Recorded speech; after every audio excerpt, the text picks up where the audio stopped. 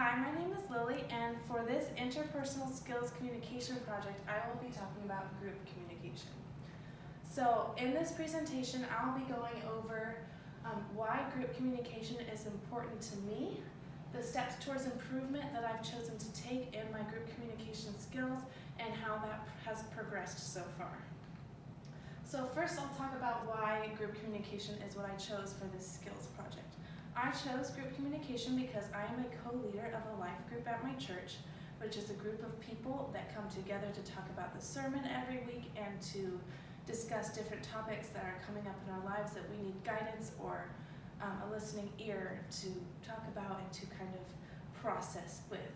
So as a leader of a life group, it's my job to lead the discussion about the sermon and about whatever else we feel like we need to talk about, to build healthy friendships and relationships between myself and the people in the group, but also facilitate those friendships in a group setting, and to make sure that our discussion stays on topic and that people feel connected outside of our weekly meetings. So the steps that I've taken so far to help improve my leadership capabilities and my own group communication skills are to prepare beforehand for the group. That's the most important one for me right now.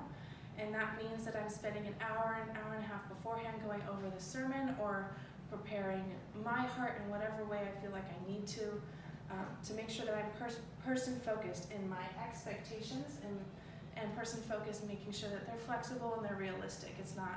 about a checklist, which is what I get into a lot of times in group communication, making sure that I talk to a certain amount of people, or that it's about me, but making sure that I'm focused on the other person, that they feel welcomed, that they feel seen and recognized, and that they want to come back.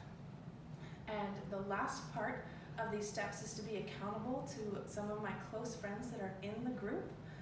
and let them know that this is what I'm working on, this is the improvements that I'm trying to make, so that they can give me constructive criticism and encouragement on what I'm doing well and what I can work on,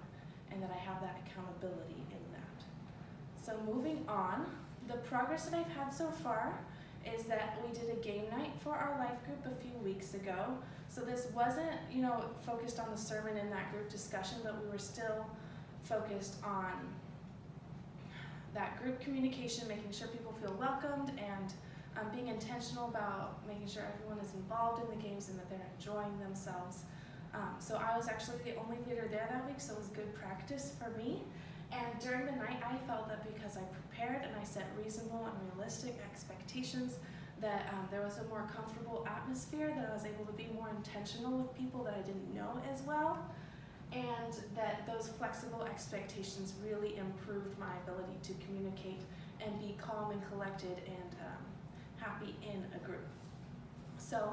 in conclusion, I am going to continue to use these skills to improve the group discussion and our different things that are going on inside our group,